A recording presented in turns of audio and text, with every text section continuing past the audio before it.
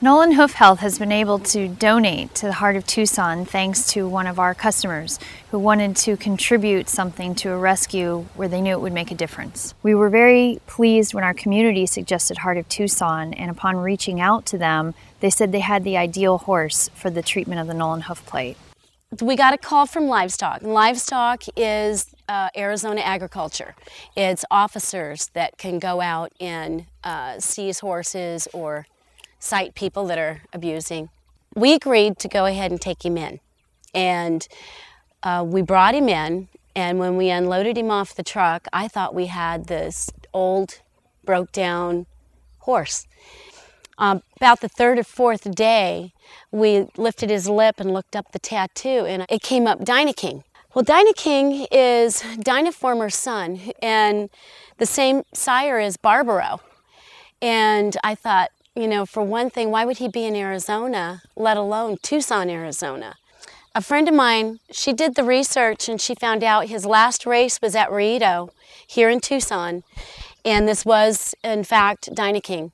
When Heart of Tucson suggested the horse that was in need of a treatment like this was Dyna King, the half-brother of Barbaro, we were so thrilled because Barbaro had many of the same ailments that Dyna King does. There are many horses out there that miss out on this type of treatment because of lack of awareness and knowledge.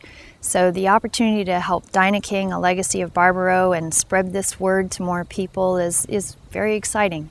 We've tried a lot of things. We've been able to get him some relief, but it keeps going back, you know, and he can't function without you know, the pads on the bottom of the feet, and it's never going to get better. All we're doing is treating the problem, but not being able to fix the problem. At Nolan Hoof Health, we see a lot of situations like this for cracks and thin soles and chronic laminitis, where many devices are being used, but they just perpetuate a problem or a horse becomes dependent upon them.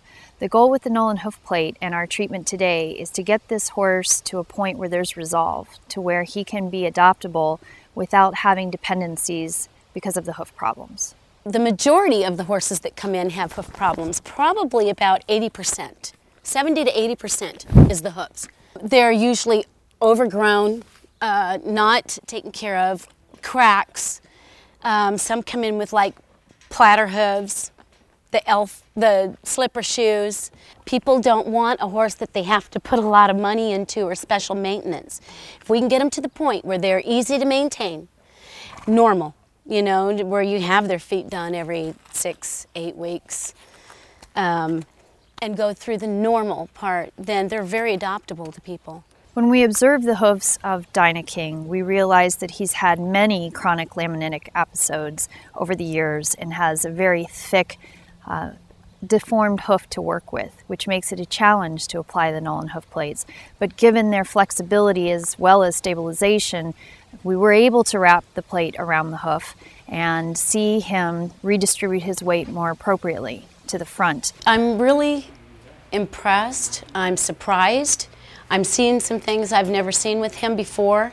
Just since you guys picked up the worst foot to start with, and that's the one he can't stand on, and then put that down with this plate on right now, he's able to stand on that front right and hold that front left up for long periods of time. And I still haven't seen him sit back, all the way back, like he would when it hurts him.